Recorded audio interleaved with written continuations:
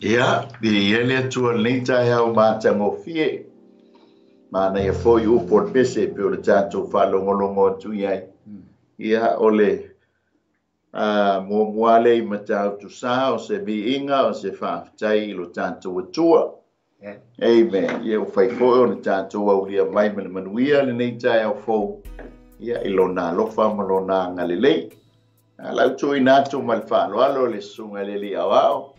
Ia Yosua po soalo ia na te ina i tātou se talo. Tātou i fo matalo.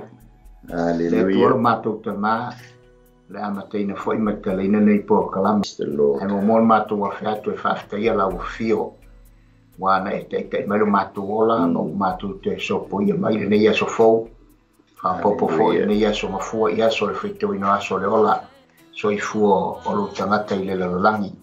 After tele lava le tua sa mato moe to fau tangata i le nei lo langi nei fo i tua le atunu ia sa e pui mata ma le lo mato wola e o fiu le mato lu au sa e lango maluina mato wola o mato ta oto ti nga sa fa monina mai sili mai after sa e lango ina i mato malango mia i mato yo au fa loa o te mai mātou le nei tai a whatau nua mātou po kalama whai po fuanga tangata malanga e whaile nei fo i malama po le nia so fau le tua mātou whaftai mea malama mātou wala au lau fio anga le mai a one fo le nei po kalama mo le au nanga ia e aruatu i lungo le o ea le po kalama nei ia nganga ia tuiai so se tu ma so se tafore anga ia tuiai le malosi anga o lau upu ia mātou talo nganga pa ia o le lava o le whai aonga o le lava e te lo mori ina lau upu i ai u whira ngalo tangata uma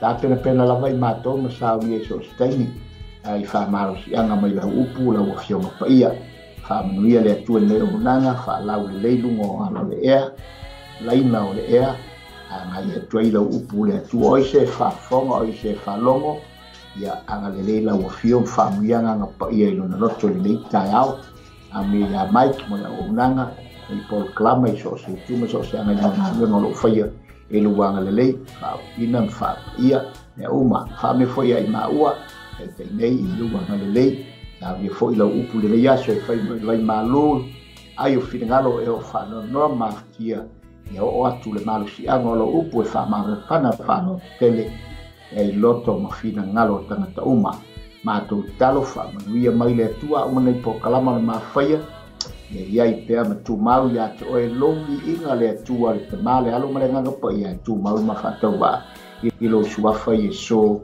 amen amen ia ile suafa manu malo i so sukeriso ia ma te o folofa ma whatalo kwa tuai pa ia mawalunga pa sau na sa moa mai o maunga mawalunga se io nai ele whangaluina le pa ia mawalunga o le lau o le tala le lei o na tūlanga whalupi lupeina whatalo whatofo inai mai kalesia pe o na au nai kalesia sa moa na Assemblies of God ai petone e olo iai le sunga tai le sunga i whatengai ngai a maiava o ka malfale tua ia no fou me spoi nei o mātou mātua malolo malo ia o le mātou Prayer Warrior leo le la talo ma le la tapua inga ia e pe ona tuina tuai ana tama whanau mo ia malona malo e me se foi le pa ia maulungo al kalesia pa talo fatu foi le tu le vai ile Carpenter's House Stocks Valley ia nei ai Lower Hutt ia lo ia le sunga il fa tenga ia tenio ma faltua ia nai matua malolo foi malo ia bena ma faltua pa ia maulungo le kalesia fa tele ale tostalo pa tai to tapo inga ia maulunga i tele vi inga le fa talo fatu le ai o keriso ela você meu e maua mai ele nei o nanga ia ale Global Kingdom TV channel ia ilana por kalame o le maluta e au fa le nganga ia fa talo fatu ia te o malor so ipua malol langi mama ia onisi foi o atu no ia le wo wo imanu manu e pe o le latu wasu sapati le ia manu ia foi sa uninga tau le tua le nei aso ia mātou nei Wellington ia ma nei New Zealand ma Australia ma Samoa ia te o le asolona lua nei o le mai sapati ia soal na amen ia fatalofa te foi nei au na so nga foi ia foi maono lale ma faltua ia litasi Australia Brisbane ia fatai le atua ila na leonga mana na puipuinga sa tu ina tua i tau sanga i luma o le atua ia olo no olo iai a hinga ua foi mai masani o no le afasa whenga iai o tau ma le weekend ia fatai le atua ila na tali whaanian iai le anga le lei o le atua ia maua lunga pele vi inga o le ali mas foi le sunga le whawhenga ia fiu ba sili fiti ma le whalitua ia ana ia whaafitai le titalo, whaafitai foi le tāpua inga, ia e maua lunga ai le vi inga o le li.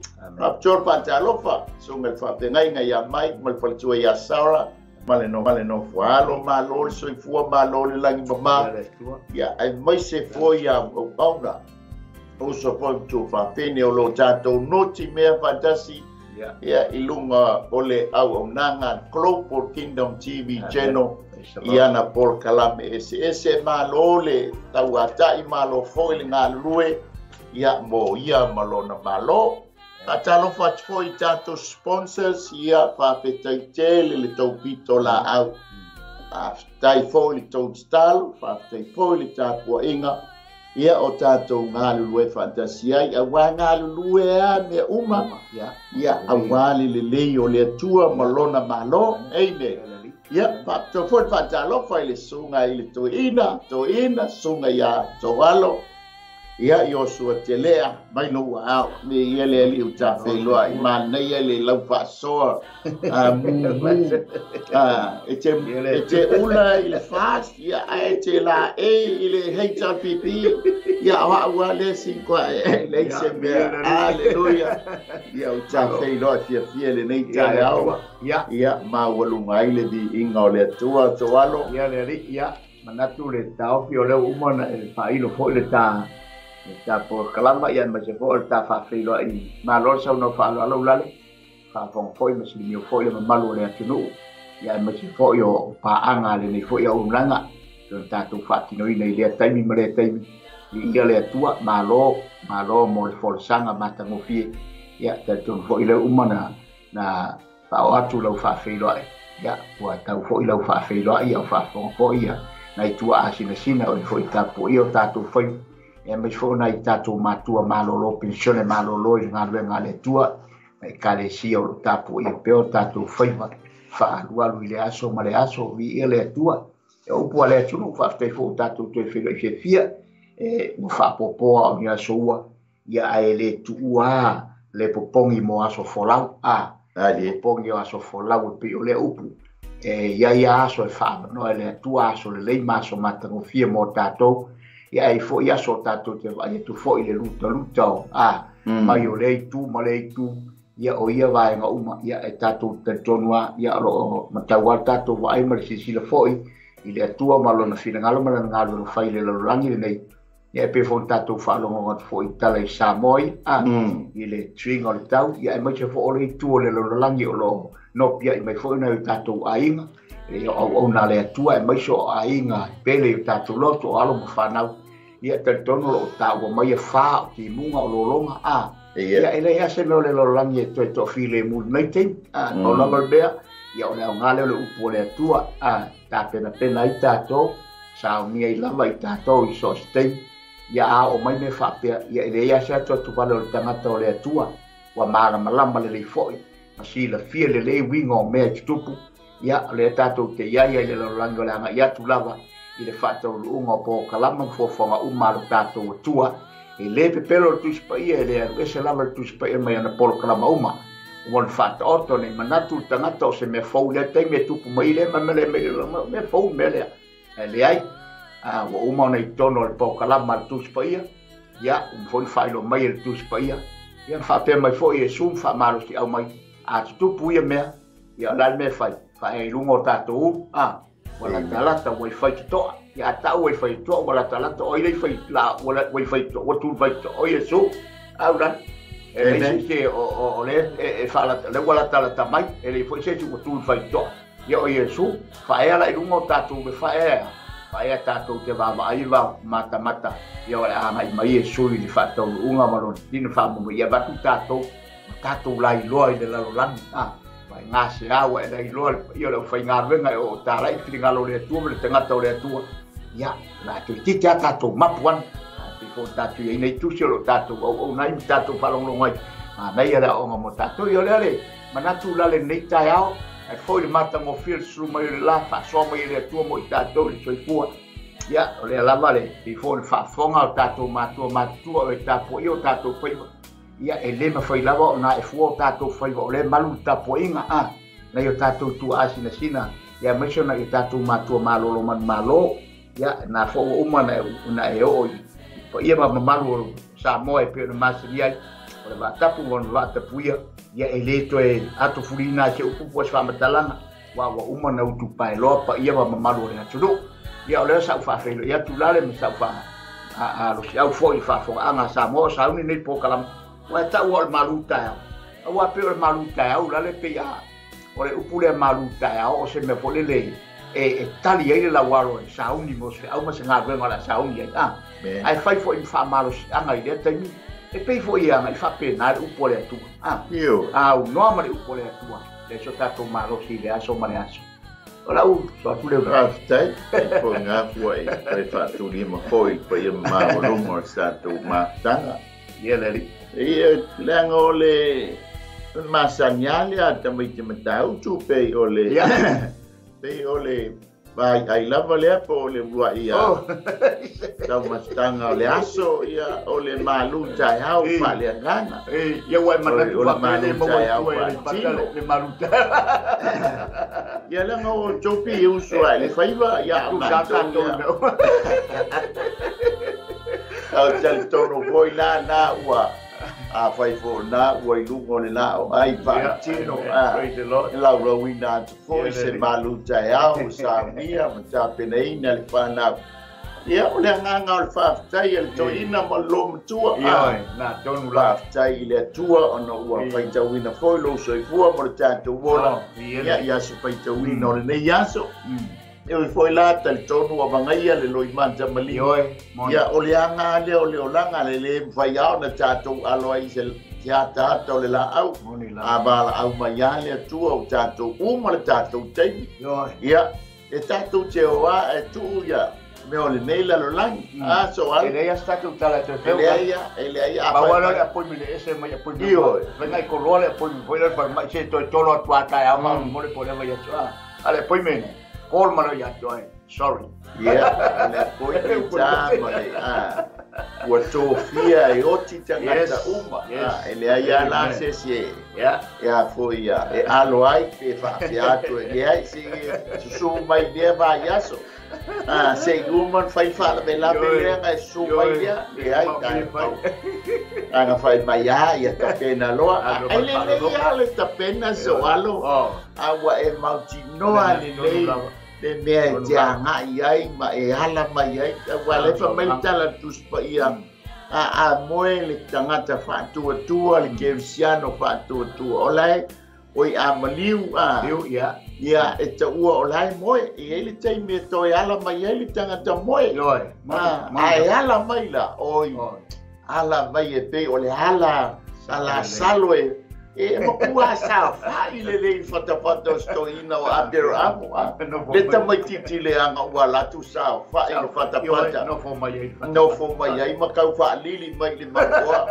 le o nga to tono le afia o tangi lotu le maua ia o te le mana o te tangi na tonu wa jo alo tau mo fai au te tangi o se oli o se ia e sa fa ile fata o abero amo na le tau fai mai te ile tu la mo tu pa ia aleluia lo to langa fa pa ia no lo to langa amen da telefia tangi mai I oi to no mata mana o mai e me ta te mana la tamu aleluia ia bi ia le li o le tanto wa fa soa le nei tai ao e wala ile malu tai ao fa le ngana ia pe no fa ya tu na wata pena le malu tai ao fa tino a fai fo ele tau nu ane ia amen ia to apele tai langa ole manu tai au e tatau ana awane ina na seni a so a fai fo yengi leo o lo pese te fa longo atu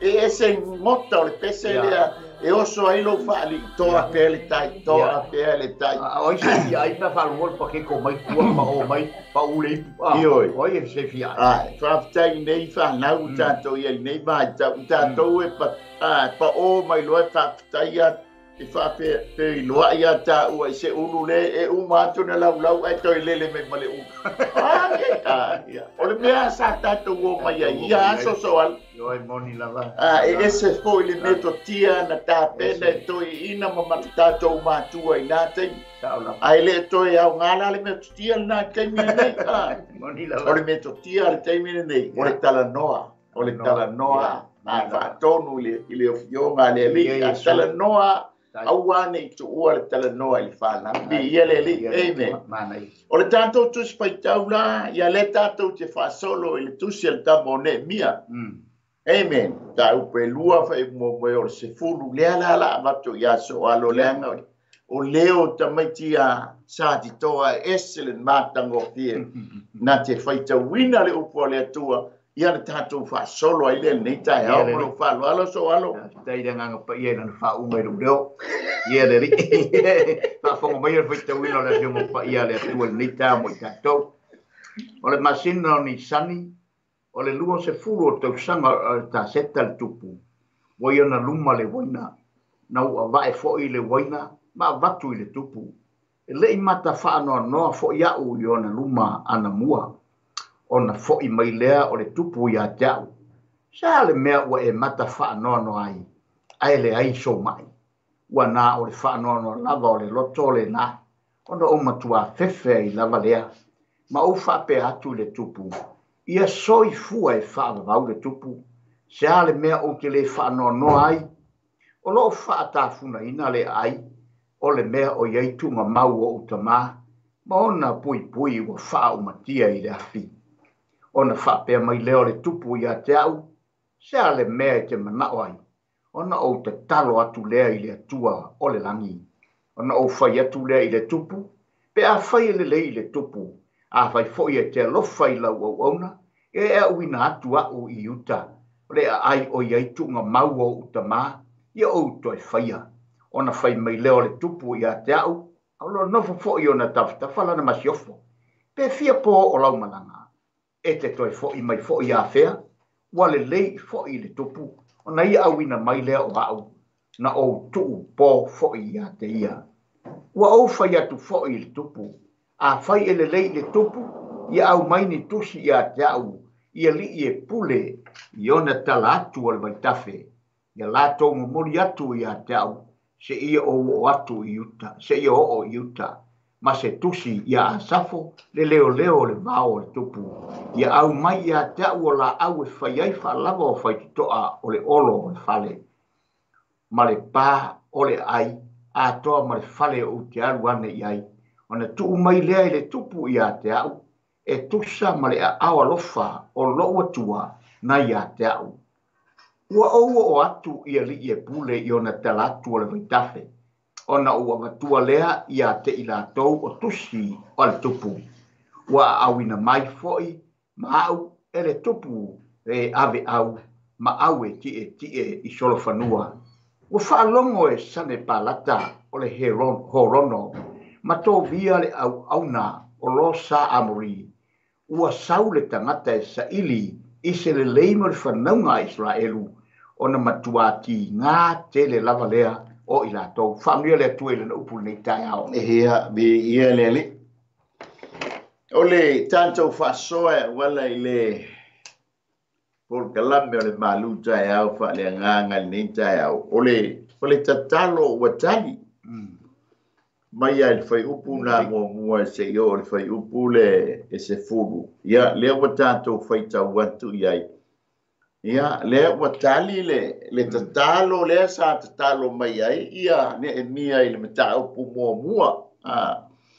E whaiu i ai le ta upu mua o ne mia. ia sa o mai lo le tala soalo ia mantaulia o le masina o kiselu leana pei loa ia ne mia malona uso mai na la tu ane ia ai mai se foi leu whanongo atu ile tala ele o se tala fia ona amata lo leo lana te talo sanga ile atua amen se ia fai wala le mta o fumomo o upon te talo le mia amen bela ona ia ile tatou fasoa ia tatala mai le mta o koelua pe ona tatou faitauina ia o lea ua tali mai le tatalo ole tatalo ua tali so alo le tuspa ia e lima maenga o le respond mai le atua i lau tatalo o wale ia se tali mai so se tatalo ka mua ua e masani fo i lea upo le tatalo ai langa fo le me ese fa au ngata o tangata so alo pe ale ielo na loto e fa ielo ta morina yo ta masani fo i loto afia so ia ai tatalo ale lo matua fa ai le moanga la oso to tono le e tu le tatalo ai oso yo ia ole si tatalo la e tu le leia la pisa tamai a tu le leia tal sanga por ai o ke nia pe sasa sanima wa no fa lo matua malsalo ta o tu ai nga tatalo na ai mata ulia foi so ai e ia le au fa la le fa mai ai paulo e le la fa mai paulo tatalo o le tatou te tau matangata ele o tangata la ia le yo si o manga ai o tangata ia fa la le langi ma le va o le langi ma le lalo langi le langi la le pomsa le fa mai o lo o ia anganga le anga ta ia le pomsa e fa la la talo e poi la le temi talo oso mai ke nga pa sala be lo ma ma ese ale o pue alu ia la talo ese le mele sa fa ia tuita ia fa na ko ese al fa ngor talo to ina ma lo mo amen e ia la ia talo e tali le temi tatu talo ai le atua ia e fa se ia le tali mai o le atua e ia fo le talo e na fa sa vali prosta ia le tula process pa ko atali mai le atua e ia fo le talo e tato talo ai wa matua wa le atua e le tali mai amen e ia fo le talo e fa pe mai le atua le ai au e te fai le mea na so alo o le mea na fano ai oi au e te ita mai pe au tali ato e le ai amen e la tal e la ia talo e tatou te talo le nau atua tali mai le atua fa pe mai le atua le ai e te talo ta vita na nau e taimi le fa mai ta vita le atua o te alu e fa sioti filistia e fa mai le atua au e te alu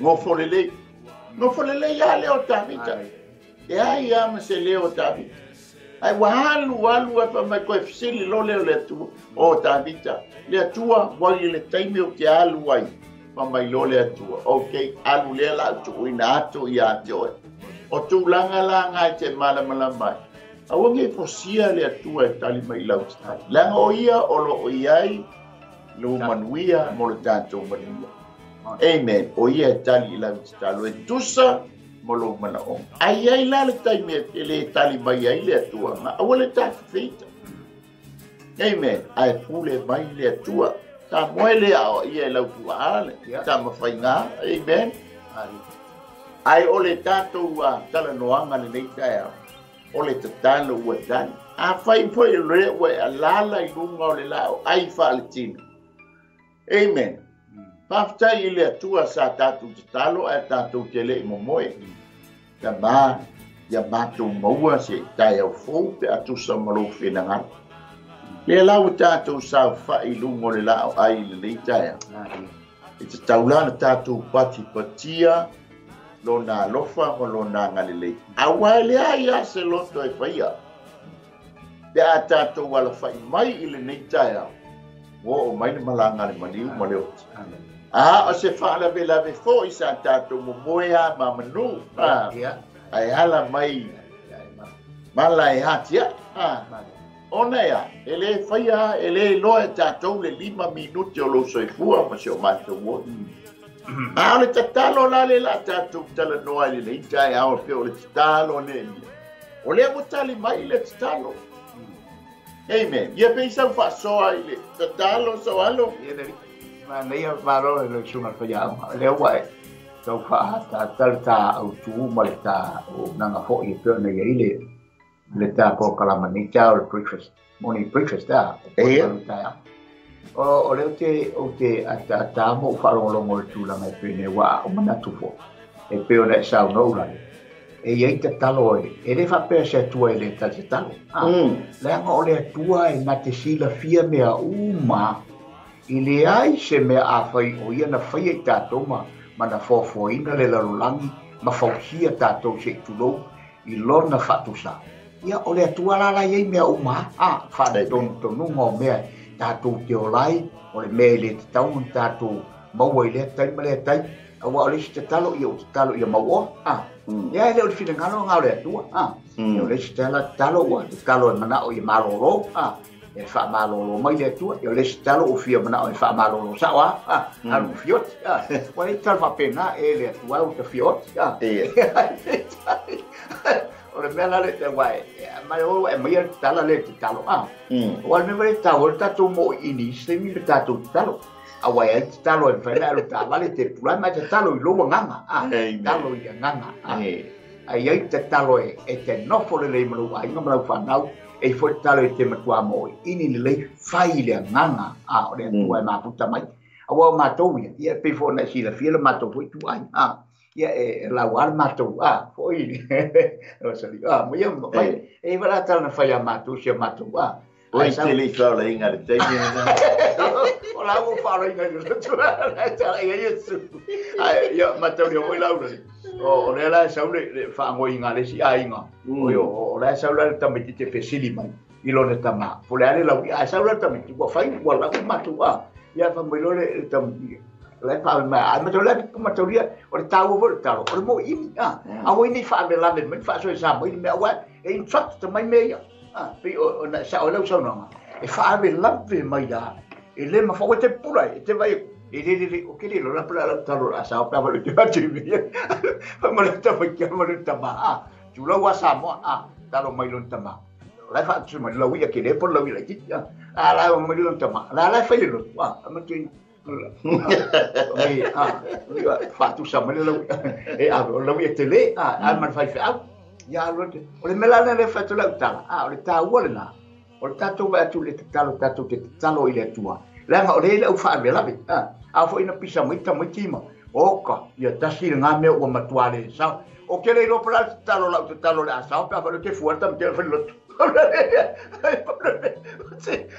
la ma me voi tatu o mai ia su la oi sole e ala utala sa o la le voa e wa sa no vai mai oi se uma le lotu o mato ta ke le lotu la tenga lotu fe mato wa e sasa la fe le lotu e le fa pe ia o le si me te e ni lotu e uma la fe te talo ia o ala o te nia ma o te ferme ia te fa alu talo ia al melana ta wa tanto wa talo ile nganga ina ia so ni mai le tua matalia le mana onga le tatu te ia concentrate sa ona wa ile tua e ala ilu nganga ma fa meditate ma futa tu le tua lo nganga hallelujah tatu lo ile e tali mai le tua matalia la e ia pe na sa no la e ia talo e talia e ia le talo e le talia la nga si le fia le tua e te le ngai va tua sa mo le fa e te whare tonu ai mena te mna oi o lau le tali atu i atu oi mena na ai le aso mai tenu te whare o mo tali i mena te mna oi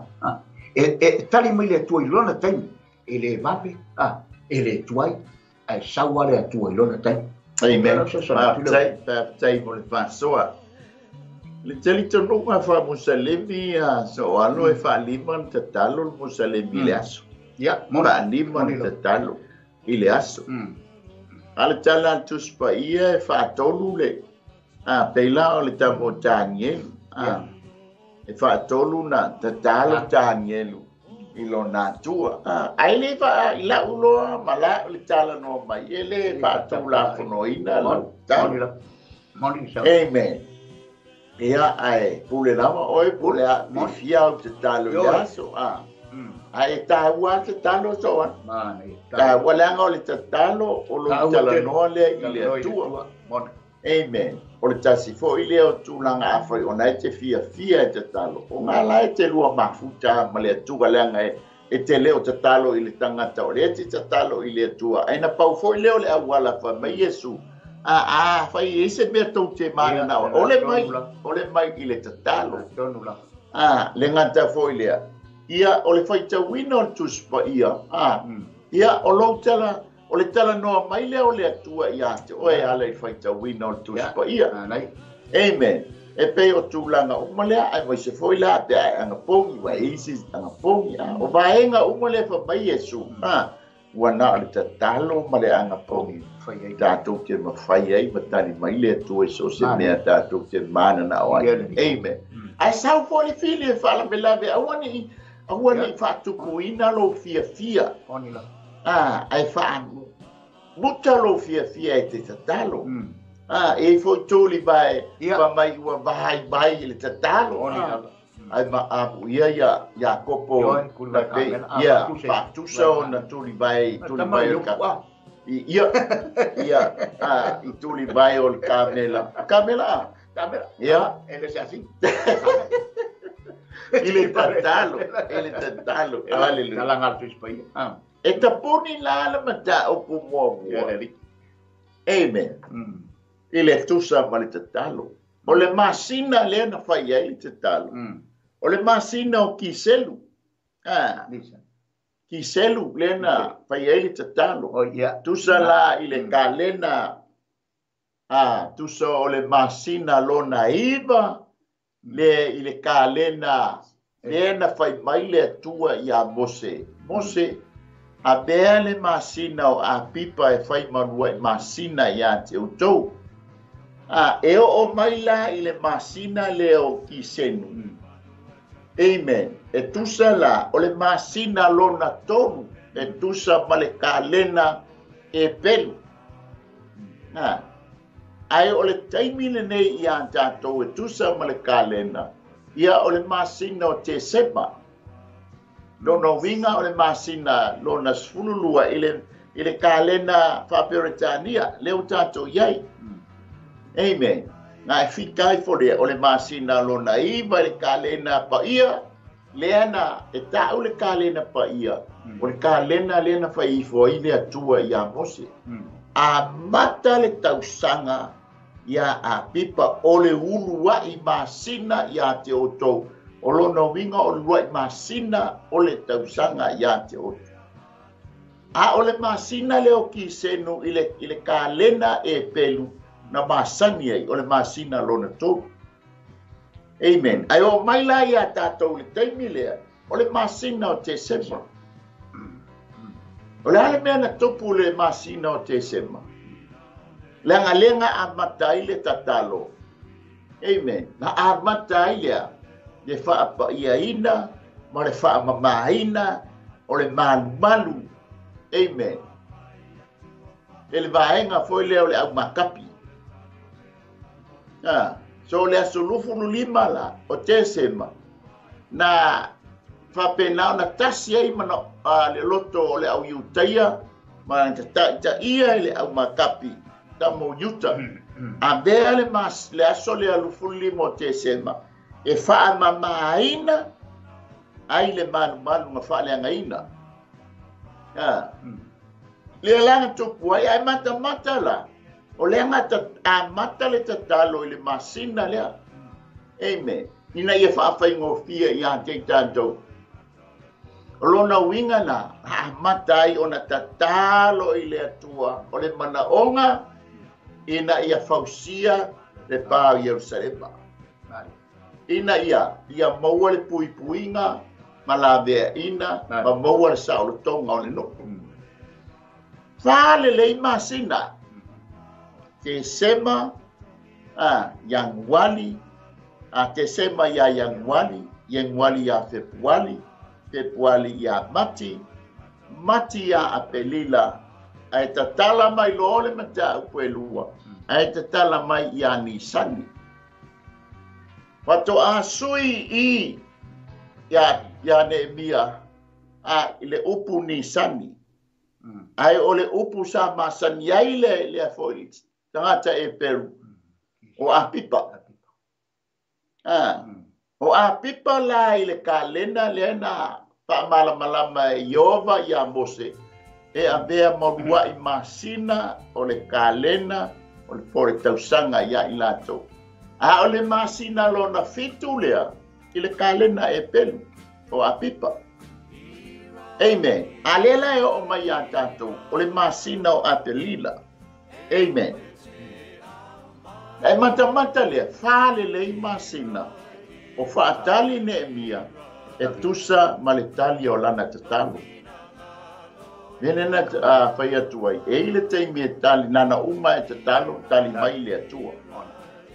E ile teimi e tatalo ai, e umi ana e faatali, teimi fatoa tali mai le atua.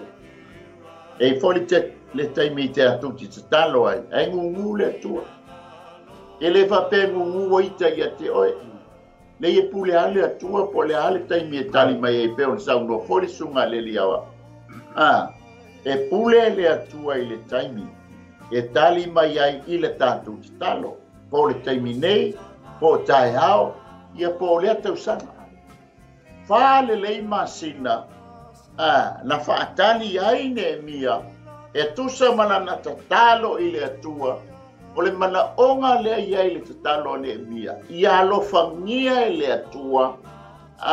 Ina ia tuu i le loto ane ta seta. Ia alofa mai i lona mana onga. Amen. Le te maua fai unga le mta upule mua. Ia e tuu mai ia te au. Ia alofangia i luma i luma o le nei tangata. Ina ia, e fia alu e whaipa o Jerusalem. Lea ngā lainga whaatali wa sili lea soan. Nea me wa umia ile le whaatali ngā o le tatalo o Nehemia. Ai pe ai sea foi wa tali mai ai le tatalo, ai tali mai i le luai masina o le kalena, o le luai masina o le tausanga i le kalena a Yutai. Lea menga le tali mai whai unga. Amen. E mataulia o ka lena lona apa ia. O le masina lona ipa. Iwa se fulu sultasi. Iwa se fulu sultasi. Sultasi sululua. Ai saulon masina mua. Awa o le masina la mua Nisani. O le masina mua. Ai o le kalena ai po ia ile o le masina lona fa ye tatou a pipa amen o le a fo ia o mati le watanto ia i taimini le ile fai tau o le masina o le tatala o fai stoa open door amen e vai le manga i o le tatalo a Nehemia. Uma atu mati tatala na nganga uma mati yang wal Februari mati deu tanto e ai open lo mal fai to le langi o le wa mai le au angelo momoli mai le tali o le tali tai for masina lo na fa por lo masina o kalena fa po ia ai fei lo ai lo ne dia malitani o le tali o le fesili la la inga tali mai le atua ile ya apipa langa masani ya apipa e fato asui i ya Nisani ina ua to e fo ili tafia ile fai tau fantus pa ia fa perostanga amen mataulia la mena tupu ya apipa ile tala fasol pito i o no eseleno o le aso se fulu o apipa tau te fili ai le tamai mamoe. O la whaafanga whao leo le tamai mamoe. I to tonu o lou ainga. A tā lo le aso se fulu wha o na whato a whasi lo leo le mamoe. Lea lea taimi lea. O lea taimi leo a pipa. Po o ni sani. Amen. O le ua I paseka lea. O le whea ngainga a le atua malona nuu. Ino wo ese mai kupito. Matauia la ile tala fa solo pito e tolu le leitau sa minga le fafao I le taimi lea ile ya pipa po ni sani. Amen. O le paseka o le afo ia. Paseka so mai lola ia le male a reto ele fa feteina lona lua o lua I fua o le fanua. O le tolu le nofu fantasi I le masina o apipa. A le tali mai ai le tatalo. Amen. Pataulia la ile pa a perfetanga o taimi le faaso.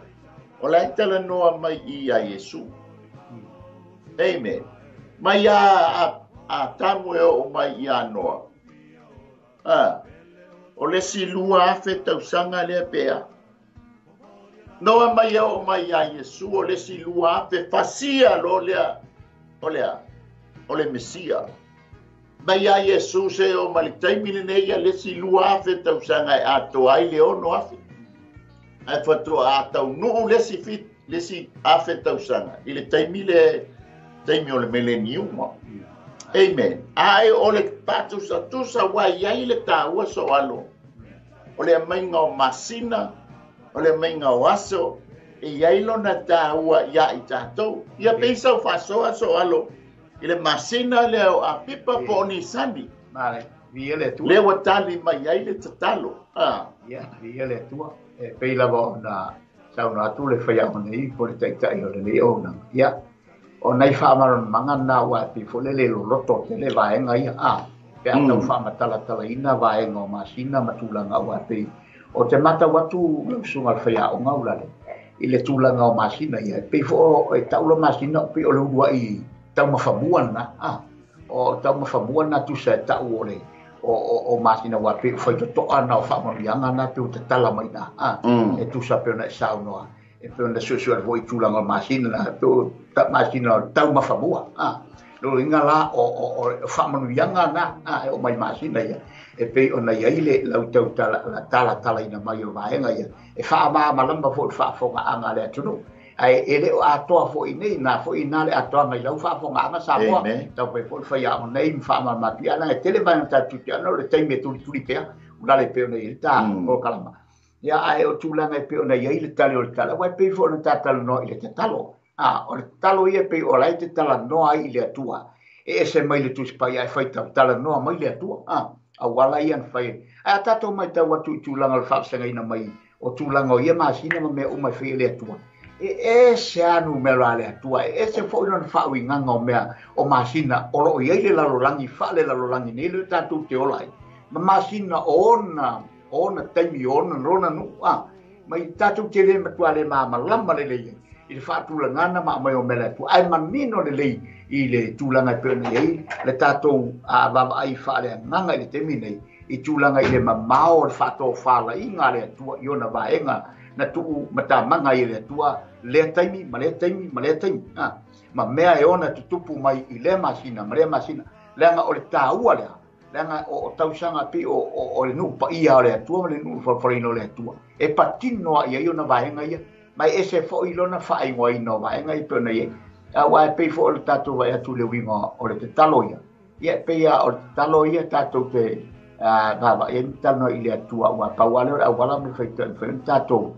E tali mai le atua I lau talo a wa e pefo na e saunau lale I le umi o te talo e ei taimi tātou te tala noa I le atua le te talo o ka se umi whatani o le se te talo e umi lone whatani whai lone me mna o le tangata a wale whaalango lango ma whaatua tua I winga I lan te talo tu ina tu le atua langa e whapena fo eta I a tau ia au fu talo i se me ole tan me fa pe a so le ole tan me le tu a pe ola mona na wista ngata ia ona ui loa i le stulanga ele tu sai ma le mea le ma na o ile tu a ma le mea le na sa i ile tu i le talo ai pe tai o le tu ai poto le tu o le tu ana te fo ina le ia le mea e pe ona ua i fa ia tu le ma fa talanga e pula le tu i te me tale i le talo ma le mea le tau na tali ma i le tu ai le talo a fa i sila pia le tu o se me le o nga ia te oe i lo so i fuanga ma se me e fano i se tu lo sa mo ia lo lau o unanga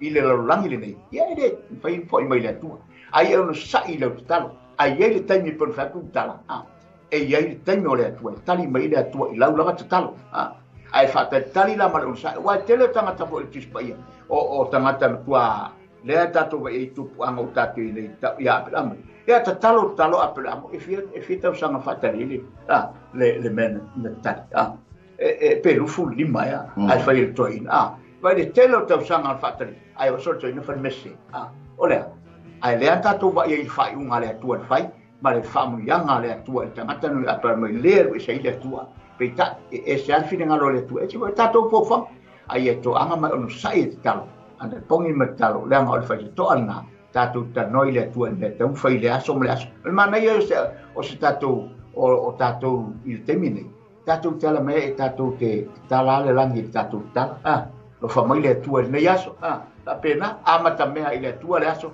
fai me fo ile tua e ala ile talo la ngai talo talo tali mai le tua e te talo no ile tua la so tu le la amen o le fesilia le ti tali so ya sale me nga le ona la nga le tala mai le tato wa tu si fai tau o le masina o ni sani bo a pipa ile a fo ia elisio na taunga o a pipa la o ni sandia ya tau lia o le fato a sui le taunga o le ingoa a pipa yani sani ina ua toe fo i le tau fea ai or ka le nae masani na malama ai le tangata yutaia o a pipa ma tau lia la fitse fulu tau sanga o le na fata fea ai le no a le la wo o le taimi toe fo i ai a le o toe fa manatu mai masina le o kisani ni sani po o apipa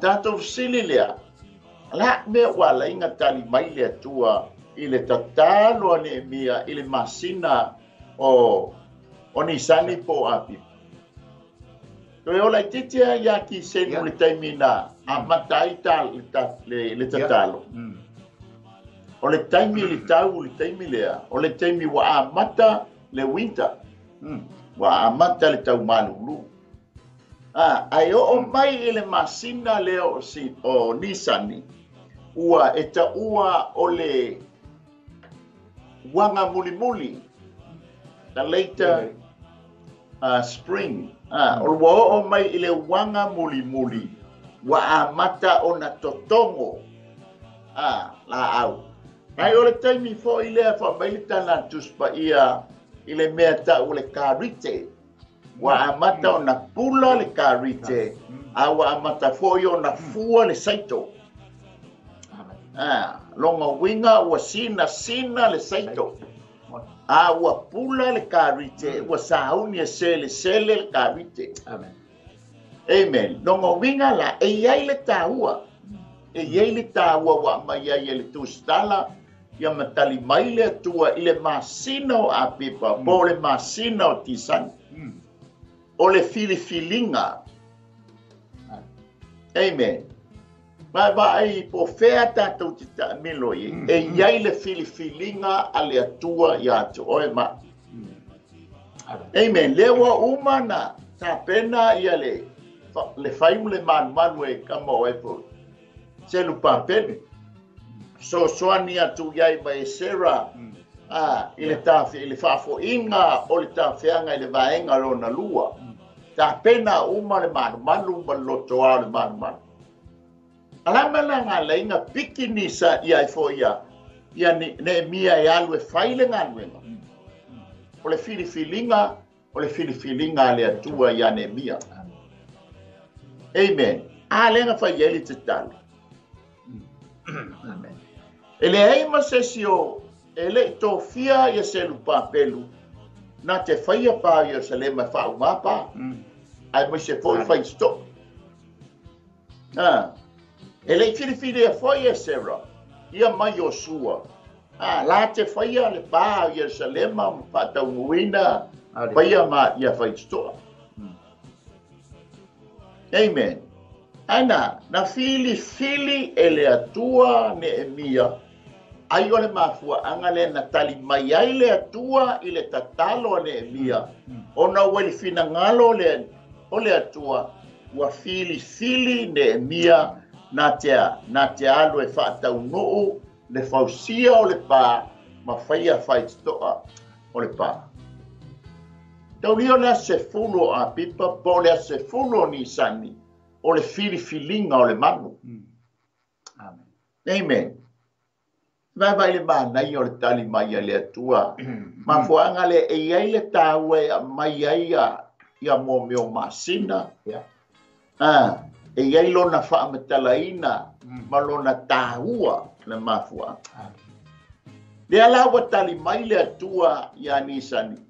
Amen. Langa o oe Neemia wa o filifilia e te alue fausia pa Yerusalema. Le ai na o filifilia. Amen. Pa mai le atua ia Solomona. Wo le fia tele iate oe. Ai ono la au no ta vita. Male ai na o filifilia o Yerusalema mafua angale. O tua iate oe le tu ainga tasi e fa popo malowi tu ainga. E te baia. Ai le whataunuina lai lau nofo inga. Ai whataunuina nofo inga lo watali o reo puamo. O le ai na o fili. Le la o fiki ai tamalea. Pa mai le amatanga. O le winga tonu ala le tatou te baba ei. Ai la le mafua anga le na tali mai ai le atua. I le tatalo Neemia, ai tali mai i le masina o a pipa, o le masina o nisani, o le luai masina o le tausanga, is a new beginning. Amen. Yeah. Leanga o oe Neemia, ua o filifilia. E tōfua tātou Samoa male bala awina ua filifilia ai oe maa i lona fina nganga. O le salu la pisi to tonu o le falisa. O le teu o whainga o teu o fungala au. Amen. Po le whainga o le whaamanatunga. Amen. O le a lava ia lau au nanga o lo whaia ona o le atua malona fina ngalo. E taui mai le atua e lau au nanga. E taui mai foi. E taui mai a i le masina, ma le vai tausanga, ma le aso, ua ia fina ngalo ma filifilia ai. E mo moli mai ai le tani i atio. Amen. Lua, o le taimi o le paseka, le whataunuina le asufa. Mai va ai le, pa mai le tala le ai tala noa mai, le tala tusvaia. O le watu ia Neemia. Ua ready le leipu. O lea ua umo na tapena le waina. Amen. Hallelujah. Elena o Neemia o se tautu wainga i te tonu o le afoia. O le maota o areta seta. E mantaulia o le final tofo o le waina. O ai. O le tautu waina o Neemia. Le filifilinga. Amen. Ele o se ngā luenga whai ngofie le tofo le waina. A tofo nei le waina ai alua i ma Neemia. Ia o na sao leo le tupu. Ai ade Neemia, e palasi a Neemia le poise no le waina. Nanga lefa malita la tuspa. Ia o lea wata pena lipu. A lele i mamolia le ipu i o lumo le tupu. Fili a leo Neemia ia te ia. Amen. Ua o malie. Ua malie lo loto sei tofo le ipu lea. Te lofa pe na Yesu ke viso le ata ole paseka. Pa mai le tua mai Yesu tala tuspa ia lai o ya epe. Tiwa sa ile se si le lalolange le fai finangalo le atua. Pa ia se tino tangata moa au se o ruato e faia lo finangalo. Amen. O le ata lea. Le ipu lea lenfa mai ya Yesu ke miso i oi Kenesareta, oi Getsemane. Ya, ele ise si nava awala. Ta tau nui na ilo finangalo tama. Nanga wa o onali, e o onali, fai ngata li. Amen. Ai awala ni fai alo loto tama. Ai a fai alo finangalo. Le ipula le wa mama nenya mia o talo fai pole mea o onga le ipu. Amen. Hallelujah. Na talia le ne mia o ia lava. Amen. Ea se yalu se yona tofo le ipu le ata le o Yesu le o Yesu o ia o le au o le al o le atua na ia filifilia. Ele filia ele atua e sau e fai le taulanga. Amen. E ia po no ta o le asol filinga e piki mai ai le mamoe. Na la sau ma fia si mamoe fa pe le ao mai stone lona ainga e talo fai. O le mai fa na fao ai le taimi ya. E osi ai le taulanga. Le ala e pe o ai le ngango ne mia. Mai ia tiau e osi ai le taulanga se ia o tofo i le waina lea. A whaia e o ona mo watu ai mo utadia ma le angango le whaakai. Amen. Tofo leo le tamanoa wa seki le waina. Pato a mo mori lo leo le waina i o le tuku. Amen. Te loa ina wa maniu Yesu ke riso. O ia na alu malona lava toto. E momoli ai, e momoli i luma o le atua. Ai sea, ia mangalo o e maau le tangata na sala. E atalea. E vasenga umo tau tuwaina. Aya, na ofo ne mia, na talia ne mia, na ke tofo i le waina. Amen. Ona alu le fai ia masui. Se mo moli le ipu le o. Amen. Mai nganga o ai o le ipu. Ai fa mai ya le tu. O le ale me wa e fa no ai. Ele masani o e ne mia tu langa fa pe o le fa no. Amen. Te lo le ata o le vaenga le lo no luo le tau saminga. Amen. Ole a reto ele fa feteina. Ole taimi le na tanu mia ai Yesu ke viso ele tu ngamau. Hallelujah. Ai mata fori taimi na ia Yesu lu ngole sa taulo.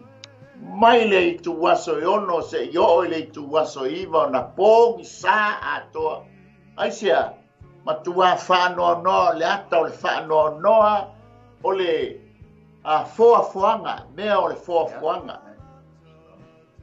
Whanoa noanga o mea o le whanoa noanga. Aisea, wa maliu le alo le atua, o ia o le sosia o mea uma, o ia na whaia le foafoanga. Ka mai le tupu le ale mea we whanoa noa ai. O le ata foi le nga whanoa noa le atua i no sila mai lo na alo i lungo le la au. Aisea, tali le Yesu ke riso au mai ale anga sala ale lalo langi e uti au avei. E lei au ina mai lo na alo e wha sala i le lalo langi. A ia wha ola le lalo langi i a te. Ia peisau pasoa ia kalitono loa ai longa o mal tatou tu spaitau amen ia le tu o le taimi pa soa tu son tatou por kalame so ia le anoale fa spaitau le uta ia ulale pero le atoanga le male au tu le wata o ile fatu sa o ma ta upu ma o fa spaitau le uta ia faftai wa sa no la le vai ngai a wa pe ona tatu wa tu wa pe fo ona ia ile i ngale o le waina me fo ile pe ona ia ile nei au na nga malo nei ngore malu ta au fa le nganga wa pe fo tata no i lu taimi atu sa mo ile fa fo anga ele mua tau mafale to ina malelo matua ele mo fo itali sual to ina malo matua o le tata na te kukaina me ai le tau mafa ya wa fo to ina malo matua ya me se fo ini sio tatu ai nga me sio le ofinga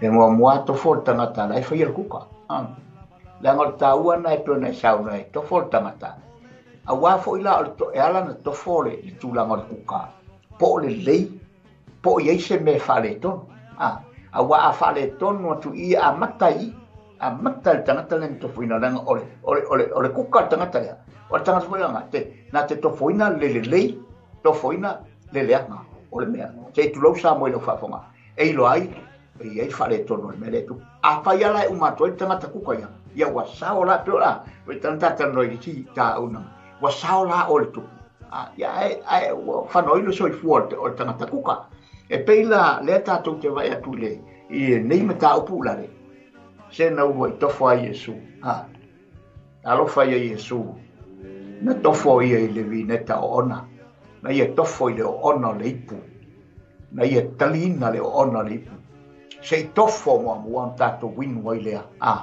ai a leo tatou sapi a leo tatou mangalo a leo tatou mama o tatou ma o ona awana ia tofo mo mo le ona au mai ele ia te tatou faftai a Yesu yo e tau Yesu o ia ole sosia o mea uma o ia ole o ngā tonu ngare mu he is the center of everything he is the source of everything o ia ole o ngā tonu o ia fo i ole sosia o mea uma o le lalolangi ma le olanga le fafetai la ia Yesu awana ia tofo ina le ona lea ina ia sao I maua sao o e Samoa la se mele fai mo fia ona tatu talia ina le lofa le tua e ala I le fafafonga ma la ufalongo I le finangalo le tua I le aso ma le aso o lo angi atu pea mo I tatou ina ia tatou I loa le fainga tao le ngalwenga o lena por fe sai mai ai nei au auna por fe nginga tuai wa sopo mai ai mo tatou tenga I ko ma mau valo anga na valo mai ai a fionga le tua fa tusa mai ai me la ngai mai ai le ta mai ma mo le alo le tua na te fatino ina le a sa ninga te le nei fe le tatou te la tu le seta ma fa na tuina o le maliu ti nga o tatou li o Yesu wa ma ta foi vai ma foi fa o I fa tangata fa peona fa o ngai o ile mea tatou te puapua ngatia fatasi ai ina ia tatou winu mia fatasi le ipu ona ai le fa tusa lia mea tatou te fai ma le mea na tofo Yesu na urua I tofo ia ina ia sao I maua sao oe au tatou wa ia tu le ola I fa vau tatou sani ia la sau so tu le ola ia bi ele li fa tai mo le fa so ia ona tatou taimi ia ma fa mai le ole tupu ia ne mia la le me te mana oi fa mai Yesu le pangota foi le sai ona ta la le me te mana oi amen fa mai le pangota ai fio mai I lo malo amen mana tua mai au ai vai le talia ne mia ona o tatalo le I le tua amen ta boa Beila vai nga tatalo al temi le ale no morto nga bako le wenga fa me le tu wala tu o meti al ma fo le tatalo fa le nga le tamalo le tua alofa I le tu alofa mai ya ya ta fo le ole alofa o le tua I le lana amen awa nga sala tangata umalava ma wale o ai le bi o le Na tapena lo na alo. Amen. O le ata leo ne mia il tala tusia ne mi. Amen. Bata. Hau ki mai i le tātou mata upu le nei tai hau. Amen. Whao mai i ia ono le tātou teimi. Amen. Sa mua ia ngai ante. E sea le alofa o lo watua ia. Ia te i tātou. O whea tātou ta milo iei. O lo ia ia fufonga o le atua ia te oi mai. Amen. Ai, mafau lo wali i mo lo watua. O Yesu ke viso na fio mai. E la vea ina oe maa ule tangata na sala. Awa ni whano se tasi e whātua tua ia te ia. Aia maua le ola e whāma. Mana ia lea watali mai le tatalo. Ai ai le tāua o le aso na mai e na mai ai le tatali o le tatalo. Pape na maalau tatalo malau tatalo. A whai fo o le whaatali. Tu wai le atua o ia e tali mai. Mātou whātele lava ta mai lau upu. Ia, fo ia te oe le vi inga. Alue ne oe le tua e finangalo maloto o lau whanau. Fo nisi teimi e maua mai ai le nei au nanga. Ia, tu ina tu lava i lau pule whasoa soa. Whamuia i seo mātou atunu. Whamuia fo ia o pauna. Oso matua whawhine le aingo keriso o mafuta mai le nei tai au. Ia mātou maua whātasi se aso mātango fie mai a te oe. Whamuia i lau au auna. Mike le insinia ino le nei po kalame. Mai se le tua ma le no whaano. Tu mau ia te oe le vi inga. Ia ai mātou mau au whaamianga o no o Yesu. Amene. Amene. Ia vi ia le tua. Ia mai ia te i maua mai nei le lau mua. Ia mā te whapea atu ai. Ia manua ma te le i o esi. Ki mai lau la au. O le afol tolu nei le afiafi. Ia o le au au na tuai se tasi o mātou uso le sunga leli au au. Ia vai o unga fono mawhiti. Ia ma se tasi o tama. Ia tima ia. Pau ai fui sau ata. Ia wa o le mānai o le mānava o ngā wenga. Ia ale ngata foi lea. Ia toi ki mai foi leo lau la au ana nei. Ia pe po le fitu. Ia ile afiafi. Ia o le ata o toi tala noa i le lao. Ai ale tupu. O lo tupu ma le tātou tupu. Ia maua lunga ai se vi inga o le atua. Ia mai maua nei ma leu se aso alo. Ia ma te whato whaso i fua atu sa moa. Manuia fua fuanga o le nei asa. Whawhitai. Hey sis, where are you going? Oh, I'm just heading out to find a place to send money to my uncle in Samoa. Oh, why waste time and petrol? You can use UP Group Money. You can send money to Samoa and it's really fast. Really? Yeah. Can I sign up online? Yeah, it's really simple. Sweet, I'll do it now. Okay, bye. Bye. Sending money to your loved ones in Samoa has never been easier with UP Group Money Transfer. Our service allows you to transfer money quickly and securely from the comfort of your home or anywhere in New Zealand. Your family and friends can conveniently pick up the money from over 40 villages across the Polo and Tawai. No matter where they are, we've got you covered. Our user-friendly online platform makes sending money a breeze. Just visit www.upgroupmoney.com. Sign up and start sending money in minutes. We're here to help. If you have any questions or need assistance with signing up or sending money, please don't hesitate to contact our friendly support team at 09558 2896 or 0800 877 328. Or visit us in the office at 6/22 Station Road, Otahuhu, Auckland 1062. Experience the ease and reliability of UP Group Money Transfer today. Your family and friends in Samoa are just a few clicks away from receiving your support. Visit www.upgroupmoney.com now to get started. Hey, is it true that your company can help us save money for our trip to Samoa? Yes, that's right. With UP Group Money's partnership with Vodafone Samoa Mtala, you can save money while you're still in New Zealand. You'll need to register with UP Group Money to receive a Vodafone SIM. Once you have your Vodafone Samoa SIM, you can start sending money to yourself through your UP Group Money account to your Mtala account. You can only withdraw your savings when you're in Samoa. Oh, that sounds great and straightforward. Can I do my registration online? Yes, you can register for UP Group Money online. However, if you need assistance, you can come into our office and we'll help you out. For Mtala, you'll need to visit our office to register and collect your Vodafone Samoa SIM. UP Group Money, in partnership with Vodafone Samoa Mtala, offers you a unique way to save for your trip to Samoa while you're still in New Zealand. Here's how it works. First, register with UP Group Money. You can do this online or visit our office for assistance. Second, receive your Vodafone Samoa SIM. To complete your Mtala registration, you'll need to visit our office. And lastly, start saving. Use your UP Group Money account to send money to your Mtala account. The best part, you can only withdraw your savings once you're in Samoa, ensuring you have funds ready for your trip. Wow, that sounds really convenient. I can't wait to start saving. Exactly. So why wait? Visit our website to register with UP Group Money today, or stop by our office for any assistance. Make your trip to Samoa even more enjoyable with our hassle-free savings plan.